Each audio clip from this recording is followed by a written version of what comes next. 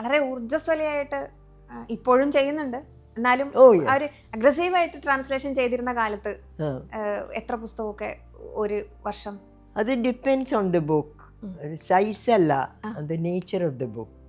ഇപ്പോൾ ഗോവർദ്ധനൊക്കെ ഒരുപാട് സമയം പിടിച്ചു. എന്താ വെച്ചാൽ വളരെ കെയർഫുള്ളായിട്ട് ചെയ്യണം. ഈ ഒരു സെൻറ്റൻസ് തന്നെ ആനന്ദിൻ്റെ ചെയ്യാൻ ചിലപ്പോൾ 1 മണിക്കൂർ പിടിക്കും. ഒരു സെന്റൻസ്, ഒരു സെന്റൻസിന് ഒരു പാരഗ്രാഫ് ആണ്. അതന്നെ. മരണ സർട്ടിഫിക്കറ്റ് അതുപോലെ മരണ സർട്ടിഫിക്കറ്റ് ഞാൻ ചെയ്തിട്ടുണ്ട്. പക്ഷെ അത് ഞാൻ വളരെ നേരത്തെ അബ്ദുള്ളയാണ് പറഞ്ഞത് എന്നോട് ചെയ്യാൻ. ആക്ച്വലി അതാണ് ആദ്യം ചെയ്തിരിക്കുന്നത്, ഞാൻ മറന്നുപോയി. ഞാൻ ഇപ്പോഴും വിചാരിക്കുന്നത് വളരെ മോശമായിട്ടുള്ള ട്രാൻസ്ലേഷനാണ്. ആരെങ്കിലും ഒന്നുകൂടി ചെയ്യാൻ പറഞ്ഞാൽ ഞാൻ ചെയ്യും. അതേപോലെ വൈക്കം മുഹമ്മദ് ബഷീറിനെ ട്രാൻസ്ലേറ്റ് ചെയ്തിട്ടില്ല. ഇല്ല, ധൈര്യം വന്നിട്ടില്ല.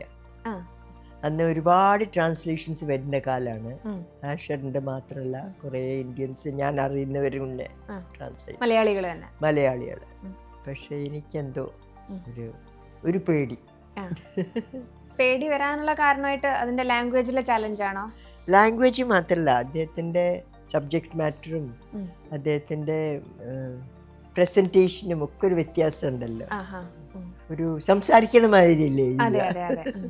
അപ്പം അതെനിക്ക് ക്യാപ്ചർ ചെയ്യാൻ പറ്റുമോ എന്ന് എനിക്ക് ഒരു സംശയമായിരുന്നു.